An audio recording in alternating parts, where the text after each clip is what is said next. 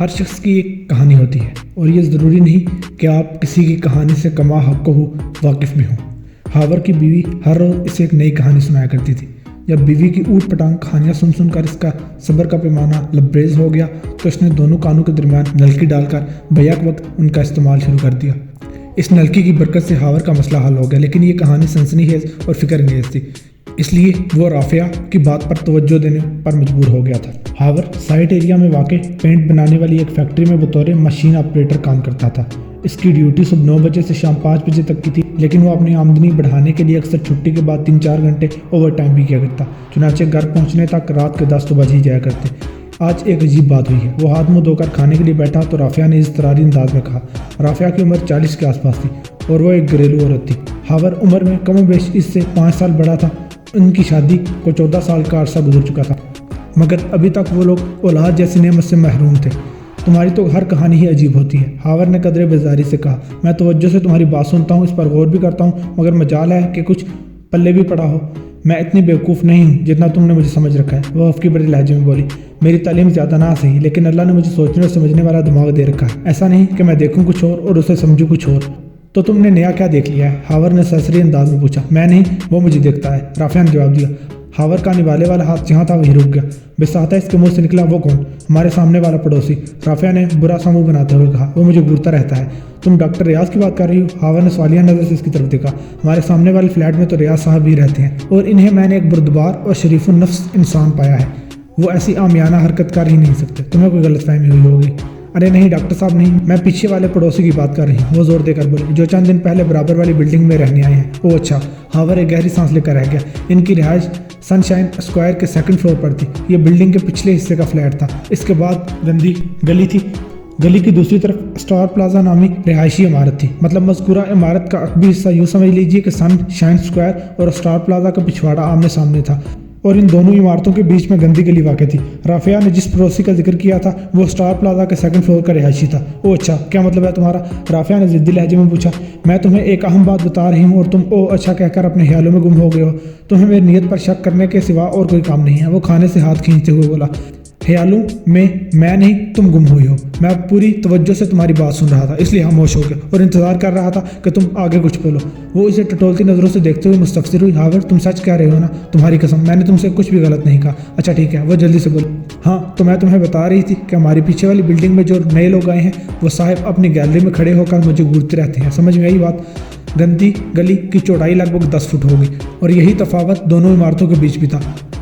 دونوں فلیٹوں کی عقبی گیلریز کے درمیان اتنا ہی فاصلہ تھا۔ ان زمینی حقائق کی روشنی میں ہاور نے کہا، یہ ایک اتفاق بھی ہو سکتا ہے۔ این ممکن ہے وہ بندہ کسی کام سے اپنی گیلری میں آیا ہو کہ اس کی تم پر نظر پڑ گئی ہو۔ پہلے میں بھی اسے اتفاق ہی سمجھی تھی، رافعہ نے کہا، لیکن جب یہ اتفاق روزانہ ہی ہونے لگا تو میرے دماغ نے خطرے کی گھنٹی بجا دی اور آج میں نے تم سے بات کر لی ہے کیونکہ اس مسئلے کو تم ہی حل کر سکتے ہو۔ کیا وہ بندہ تمہیں گھورتا ہی رہتا ہے یا اس نے کبھی کوئی نازیبا حرکت بھی کی ہے؟ ہاور نے ایک اہم سوال کیا۔ ابھی تک تو اس نے کوئی بےہودہ حرکت یا اشارہ نہیں کیا، رافعہ نے رات کو اسے کام لیتے ہوئے کہا، لیکن اس کے گھورنے سے مجھے بہت بے چینی محسوس ہوتی ہے، جیسے اس کی نظر میرے وجود کے آر پار ہو رہی ہو۔ اس کا سب سے آسان حل تو یہ ہے کہ جب وہ بندہ اپنی گیلری میں آئے تم اپنی گیلری میں موجود نہ رہا کرو۔ ہاور نے ایک منطقی بات کی۔ 2-4 روز میں خود ہی اسے اپنی غلطی کا احساس ہو جائے گا۔ ٹھیک ہے، وہ اس بات میں گردن ہلاتے ہوئے بولی۔ میں تمہارے مشورے پر عمل کرنے کی کوشش کروں گی۔ یہ حقیقت ہے کہ آمنے سامنے گھروں کے دروازے ہوں یا گیلری، ان سے بے پردگی کے روشن امکانات ہوتے ہیں، ہاور نے سمجھانے والے انداز میں کہا، لیکن سر دست یہ مناسب نہیں ہوگا کہ میں ان صاحب سے جھگڑا کرنے کے لیے نکل کھڑا ہوں۔ تم مجھے تھوڑا ٹائم دو، میں اس بندے کی تاریخ جغرافیہ معلوم کر لوں۔ تم چند روز تک میری تجویز پر عمل کرو۔ اگر میری گھر میں موجودگی کے دوران وہ شخص گیلری میں آ کر تمہیں گھورنے کی کوشش کرے گا تو تم فوراً مجھے بتا دینا، ٹھیک ہے؟ تم جو کہہ رہے ہو میں وہ کر کے دیکھ لیتی ہوں، رافعہ نے مفاہمت آمیز لہجے میں کہا، لیکن میں نے خاص بات نوٹ کی ہے ہاور۔ وہ پوچھے بغیر نہ رس کہا، کون سی بات؟ تم جب فیکٹری چلے جاتے ہو اس کے بعد وہ گیلری میں آتا ہے، رافعہ نے بتایا۔ میں نے مغرب کے بعد کبھی اسے گیلری میں ٹہلتے ہوئے نہیں دیکھا۔ ہاور نے سوچ میں ڈوبے ہوئے لہجے میں کہا، چلیں ایسا ہے تو ایسا ہی صحیح، 3 روز بعد میری ہفتہ ور تعطیل ہے۔ میں گھر میں ہی کسی ایسی جگہ بیٹھ جاؤں گا جہاں سے اس بندے کی گیلری مجھے صاف دکھائی دے مگر میں اسے نظر نہ آ سکوں۔ تم کسی کام کے بہانے تھوڑا وقت اپنی گیلری میں گزارنا، پھر دودھ کا دودھ اور پانی کا پانی ہو جائے گا۔ تمہارا آئیڈیا مجھے پسند آیا ہاور، وہ تصویفی نظروں سے دیکھتے ہوئے بول۔ شکر ہے میری کوئی بات تو تمہیں اچھی لگی۔ ایسا نہیں ہے ہاور کہ مجھے تمہاری باتیں اچھی نہیں لگتی، اور جلدی سے صفائی پیش کرتے ہوئے بولی، لیکن بس مجھے تمہاری بعض باتوں سے شدید اختلاف ہوتا ہے۔ ہاور نے مختصراً کہا، اختلاف رائے اچھی چیز ہے۔ وہ کھانا ختم کر چکا تھا۔ رافعہ نے برتن سمیٹنے کے بعد کچن کی راہ لی تو وہ اپنے فلیٹ کی گیلری میں آ کھڑا ہوا۔ یہ ایک بیڈ روم، ایک ڈائننگ روم اور ننے مننے کامن روم پر مشتمل ایک چھوٹا سا فلیٹ تھا جو ان میاں بیوی کی ضرورت کے لیے کافی تھا۔ سب سے زیادہ خوشی اور اطمینان اس بات کی تھی کہ یہ فلیٹ ان کی ذاتی ملکیت تھا۔ ایک طرح سے مذکورہ فلیٹ ہاور کی زندگی بھر کی جمع پونجی تھا۔ وہ لگ بھگ 15 منٹ تک اپنی گیلری میں کھڑے ہو کر سامنے والے فلیٹ کی گیلری کو دیکھتا رہا۔ مذکورہ گیلری چھت میں نصب بلبان تھا اور اس کی روشنی ہر حصے کو اجاگر کر رہی تھی۔ ہاور جب تک وہاں موجود رہا اس نے سامنے والی گیلری میں کسی کی آمد و رفت نوٹ نہیں کی۔ اس طرف مکمل سناٹا اور خاموشی تھی۔ وہ بیڈ روم میں آ گیا۔ دن بھر فیکٹری میں کام کرنے کے بعد وہ بری طرح تھک چکا تھا۔ اگلی صبح پھر ڈیوٹی پر جانا تھا، لہٰذا بیڈ پر لیٹ کر اس نے اپنی آنکھیں بند کر لی تاکہ ایک گہری اور پرسکون اور تھکن اتار نیند لے سکے۔ یہ ٹھیک ہے کہ رافعہ کی سنائی ہوئی اکثر کہانیاں بے وزن اور بے معنی ہوا کرتی تھی۔ ہاور ان پر توجہ دینے کی ضرورت محسوس نہیں کرتا تھا، لیکن یہ جو اسٹار پلازا والے نئے کرایہ دار کا قصہ تھا اس نے ہاور کو گہری تشویش میں ڈال دیا تھا۔ کسی غیر مرد کا اس کی بیوی کو گھورنا بعد ازاں کوئی مصیبت بھی کھڑی کر سکتا تھا۔ ہاور ایک امن پسند اور صلح جو شخص تھا۔ لڑائی جھگڑے کے معاملات سے وہ ہمیشہ دور رہنے کی کوشش کرتا تھا، اس لیے اس نے رافعہ سے چند دن کی مہلت لی تھی تاکہ وہ اپنے طور پر اس نظر باد بندے کے بارے میں تحقیقات کرا سکے۔ وہ نہیں چاہتا تھا کہ جلد بازی میں کوئی ایسا قدم اٹھا بیٹھے جسے واپس لینا مشکل ہو جائے۔ اسٹار پلازا میں ہاور کا ایک سناشا شخص رہتا تھا جس کا نام تو مشتاق تھا، مگر ہر چھوٹا بڑا اسے مشتاق بھائی کہہ کر پکارتا تھا۔ مشتاق ہاور والی فیکٹری میں ہی کام کرتا تھا۔ اس کی ڈیوٹی پیکنگ ڈپارٹمنٹ میں تھی۔ ہاور نے اگلے روز لنچ اور نماز کے وقفے میں مشتاق سے بات کی۔ ہاں، تم جس فلیٹ کی بات کر رہے ہو اس میں ایک ہفتہ پہلے نئے کرایہ دار آئے تو ہیں، ہاور کے استفسار کے جواب میں مشتاق نے بتایا۔ وہ کل 3 افراد ہیں، ایک ادھیڑ عمر مرد، ایک اس سے کچھ بڑی عورت اور ایک نوجوان لڑکی۔ میں ان لوگوں کے بارے میں کچھ جاننا چاہتا ہوں مشتاق بھائی، ہاور نے منت ریز لہجے میں کہا، خاص طور پر اس مرد کے بارے میں۔ مشتاق نے الجھن زدہ لہجے سے ہاور کو دیکھا اور پوچھا، سب خیریت تو ہے نا؟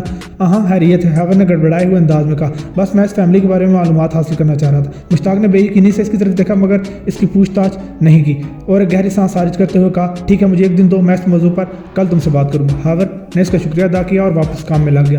اس رات جب وہ گھر آیا تو رافعہ نے بتایا وہ منحوس ایک ایک قدم آگے بڑھ رہا ہے۔ کیا مطلب ہے تمہارا؟ ہاور نے چونکتے ہوئے پوچھا۔ تمہارے کہنے کے مطابق میں آج پورا دن گیلری کی طرف نہیں گئی، وہ وضاحت کرتے ہوئے بولی، لیکن اپنے گھر میں رہتے ہوئے میں نے اس کی گیلری پر کڑی نظر رکھی ہے۔ پھر وہ رافعہ کی بات مکمل ہونے سے پہلے ہی پوچھ بیٹھا، پھر تم نے کیا کیا؟ میں وہی تو بتانے جا رہی ہوں کہ تم بیچ میں بول پڑے ہو۔ رافعہ نے شاکی نظروں سے سگورا، ٹھیک ہے میں اب مداخلت نہیں کروں گا، ہاور نے معذرت خواہانہ انداز میں کہا۔ وہ تھوڑی دیر گیلری میں ادھر ادھر ٹہلتا رہا، پھر بیچ میں رک کر ہماری گیلری کی طرف تکنے لگتا۔ آج میں اسے ایک بار بھی نظر نہیں آئی، شاید اس لیے وہ میری صورت دیکھنے کے لیے بے چین ہو گیا تھا۔ ایک مرتبہ تو اس نے ہلکے سروں میں سیٹی بھی بجائی جیسے مجھے بلانے کی کوشش کر رہا ہو۔ میں نے اسے گنگناتے ہوئے بھی سنا، اگر میں غلطی پر نہیں تو وہ گا رہا تھا، او جانے والے ہو سکے تو لوٹ کے آنا۔ حد ہوگی، ہاور نے غصیلے لہجے میں کہا، یہ کوئی بہت ہی بے شرم انسان ہے، یہ فیملی والی بلڈنگ میں رہنے کے قابل نہیں، لفنگا کہیں کا۔ ہاور مجھے بہت ڈر لگ رہا ہے، رافعہ نے سہمے ہوئے انداز میں کہا۔ میں سارا دن گھر میں اکیلی ہوتی ہوں، اگر میں اسے گیلری میں دکھائی نہ دی تو کہیں وہ ہمارے فلیٹ میں ہی نہ گھس آئے۔ تمہیں خوف زدہ ہونے کی ضرورت نہیں ہے، ہاور نے تسلی آمیز لہجے میں کہا۔ میں نے اس بات ذات پر کام شروع کر دیا ہے۔ کیا؟ وہ حیرت سے آنکھیں پھیلا کر مستفسر ہوئی۔ تم کون سے کام کی بات کر رہے ہو؟ میرا ایک جاننے والا اسٹار پلازا میں رہتا ہے، ہاور نے وضاحت کرتے ہوئے کہا۔ میں نے اس کی ڈیوٹی لگا دی ہے کہ اس نے نئے کرایہ داروں کے بارے میں معلومات حاصل کر کے مجھے دینی ہے، کل وہ مجھے تفصیلات سے آگاہ کرے گا۔ ہاور نے مشتاق کا نام لیا، نہ ہی رافعہ نے پوچھا کہ اس نے اپنے کون سے سناشا کو اس تاڑو کی جاسوسی پر لگایا ہے۔ ان حالات میں سے صرف اپنی ہی پڑی ہو سکتی تھی۔ تم نے اپنے جاننے والے کو یہ تو نہیں بتایا کہ تم مذکورہ معلومات کس مقصد کے لیے حاصل کر رہے ہو؟ رافعہ نے استفسار کیا۔ وہ نفی میں گردن ہلاتے ہوئے بولا، بالکل نہیں، اور اس نے پوچھا بھی نہیں، ابھی تک تو نہیں۔ وہ ایک گہری سانس خارج کرتے ہوئے بولا، ہاور اس معاملے کو جلد از جلد نپٹانے کی کوشش کرو، میں اس نامرد کے بارے میں سوچ کر خود کو ہلکان کرنے لگی ہوں۔ میں نے کہا نا، تمہیں فکر مند ہونے کی قطعاً ضرورت نہیں، ہاور نے ہمت بندانے والے انداز میں کہا، بس 1-2 دن کی بات ہے، میں اس مسئلے کا کوئی پائیدار حل نکال لوں گا، تم مجھ پر بھروسہ رکھو۔ ایک تم ہی تو ہو اس دنیا میں جس پر میں اندھا اعتماد کرتی ہوں، وہ ٹھہرے ہوئے لہجے میں بولی۔ ویری گڈ، ہاور نے ستائشی نظر سے اس کی طرف دیکھا۔ انشاءاللہ میں ہمیشہ تمہارے اعتماد پر پورا اترنے کی کوشش کروں گا۔ وہ تشکرانہ نظر سے اسے دیکھنے لگی۔ جب تک میں اس بندے کا کوئی کامل بندوبست نہیں کر لیتا، تم کو میری غیر موجودگی میں فلیٹ کے داخلی دروازے کو اندر سے لاک رکھنا ہے، ہاور نے تاکیدی انداز میں کہا۔